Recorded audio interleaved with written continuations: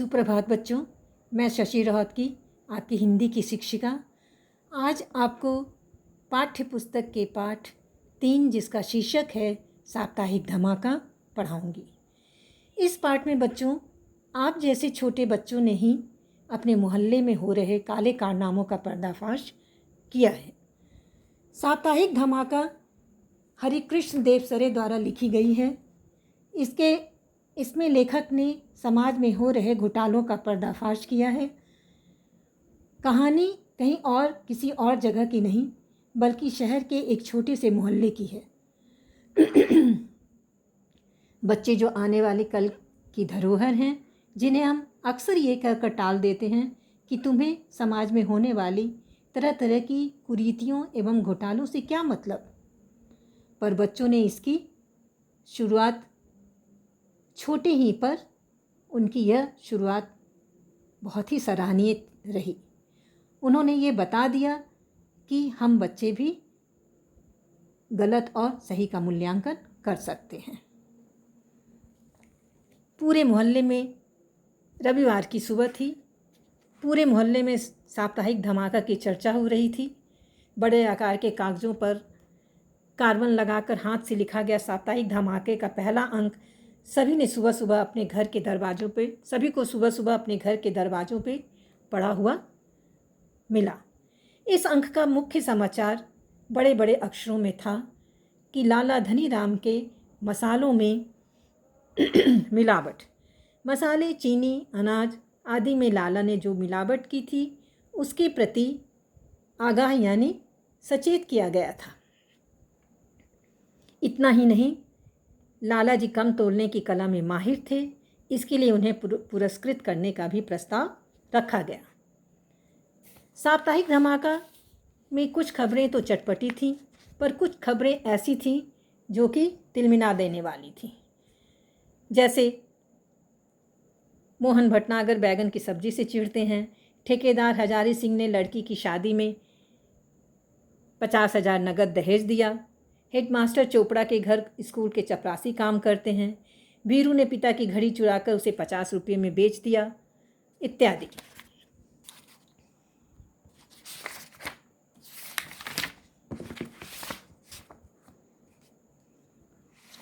अखबार के अंत में अगले अंक के प्रमुख यानी दूसरे दिन के प्रमुख आकर्षण भी दिए गए थे। साप्ताहिक धमाके की ऐसी सनसनीखेज खबरें पढ़कर सभी हैरान थे। खबरें न केवल सच्ची थीं बल्कि कान खड़े करने वाली थीं। संपादक के नाम पर के आगे हम बच्चे लिखा देखकर ये समझने में लोगों को देर न लगी कि ये काम कुछ बच्चों का है। कुछ लोग बच्चों के साहसिक कारनामे से खुश हुए, पर कुछ ऐसे भी थे जिनकी अपनी पोल खुलने के कारण बेहद चिढ़े हुए थे। अगले इतवार को जब साप्ताहिक धमाका का दूसरा अंक बटा तो लगा जैसे किसी ने मिर्ची के पैकेट खोलकर हवा में उछाल दिया हो। मोहल्ले के कई सम्मानित कहे जाने वाले लोगों की पोल जो खुल गई थी। मंदिर का चंदा खाने वाले भले लोग, भद्र पुरुषजन यानी भले लोग बच्चे को बुरा भला कह रहे थे। मुंशी शादीलाल भी गुस्से में चिल्ला रहे थे और कह रहे थे कि मैं एक एक की कवर लूँगा, सभी बच्चों को जेल में भिजवा दूँगा।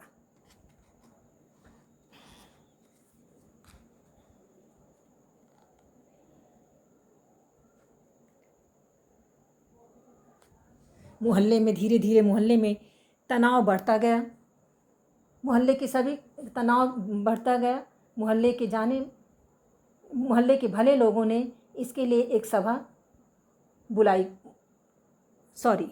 मैं इसे रिपीट करती हूँ। धीरे धीरे मोहल्ले के लोगों के बीच में तनाव सा छा गया था। मोहल्ले के भले लोगों ने इसके लिए एक सभा बुलाई गई, लेकिन कुछ लोगों ने बच्चों के इस कार्य की सराहना भी की। उन्होंने कहा कि यह काम हम बड़ों का था, पर ये बच्चे इसे कर रहे हैं। सभी बच्चे बधाई के पात्र हैं। उनकी बातों को सुनकर काफ़ी हंगामा हुआ और बिना किसी निर्णय के सभा बर्खास्त कर दी गई। दूसरे दिन साप्ताहिक धमाके में लाला धनीराम के नाकामियों की खूब चर्चा की गई। दरअसल लाला धनीराम सुबह 4 बजे उठकर घर के बाहर अंधेरे में बैठ गए ताकि अखबार बांटने वालों को धर दबोचा जाए। जब उजाला हुआ तो पता चला कि साप्ताहिक धमाका तो पहले ही बढ़ चुका था। धीरे धीरे मोहल्ले में काफ़ी गहमा गहमी होने लगी। एक दिन अचानक ही घोषणा हुई कि साप्ताहिक धमाका के संपादक बच्चों को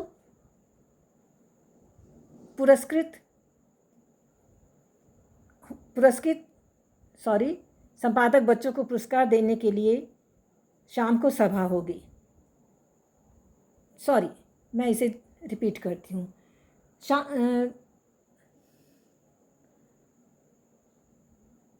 धीरे धीरे मोहल्ले में काफ़ी गहमा गहमी होने लगी। एक दिन अचानक ही घोषणा हुई कि साप्ताहिक धमाका के संपादक बच्चों को पुरस्कार देने के लिए शाम को सभा होगी। सभी लोग उन बच्चों को देखने के लिए बहुत उत्सुक थे। शाम को पार्क खचाखच भर गया। मोहल्ले के सम्मानित व्यक्तियों को मंच पर बैठाया गया। सभा की कार्यवाही शुरू करते हुए बच्चों की मुक्त कंठ से प्रशंसा की गई और बतौर इनाम के 500 रुपया देने की घोषणा की गई।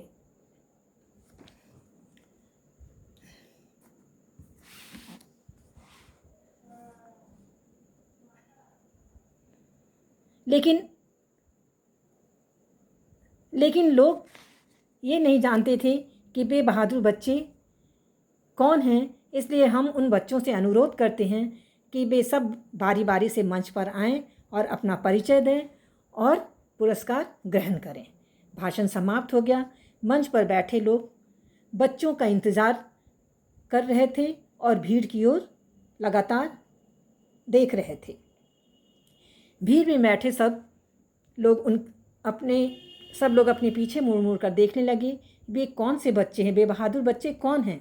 किंतु एक भी बालक मंच की ओर नहीं बढ़ा। 2 मिनट हो गए, 5 मिनट हो गए और फिर 10 मिनट बीत गया। लोगों में बेचैनी बढ़ने लगी और धीरे धीरे ये बेचैनी शोर का रूप लेने लगी।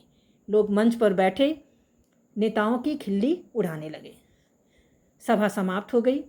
साप्ताहिक धमाके के अगले अंक में मुख्य खबर छपी, संपादक बच्चों को ब्लैकमेल करने की चाल नाकाम। फिर खुलासा किया गया कि साप्ताहिक धमाका के संपादक बच्चों को पहचानने के लिए यह कितना बड़ा षड्यंत्र था, जिसके बाद में साप्ताहिक धमाका और भी ज़ोर से धमाका करने लगा। इसका परिणाम ये हुआ कि लोग अपने आप को धीरे धीरे बदलने लगे। रेडियो और भजन कीर्तन वाले लाउड स्पीकरों का स्वर धीमा हो गया। मुंशी शादीलाल भी कहने लगे, अरे भाई, इस बानर सेना से कौन दुश्मनी मोल ले, जो भगवान दे उसी में मैं खुश हूँ। डॉक्टरों के यहाँ भी ठीक दवाएं मिलने लगी। आपको ये जानकर बच्चों, आप लोगों को ये जानकर आश्चर्य होगा कि ये संपादक बच्चे कहीं और के नहीं बल्कि उसी मोहल्ले के हैं, जिनकी संख्या केवल 4 है। चारों बिल्कुल सहज होकर रहते, अपना कार्य करते, लेकिन उनकी तेज़ निगाहों से कोई बात छिप नहीं पाती।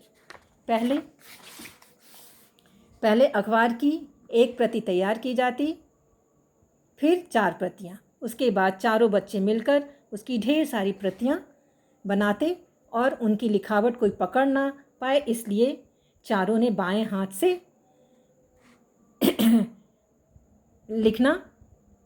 लिखने का अच्छा अभ्यास किया। संपादक बच्चों ने कभी किसी को यह नहीं बताया कि वे अपना काम कब और कहाँ करते हैं। उन्हें अपनी सफलता पर खुशी है। उनका कहना है कि जैसे ही उनके मोहल्ले की समस्याएं हल हो जाएंगी, साप्ताहिक धमाका बंद हो जाएगा, लेकिन ज़रूरत पड़ने पर फिर से दोबारा शुरू किया जा सकता है। इसलिए उन्होंने सभी बातों को गुप्त रखा।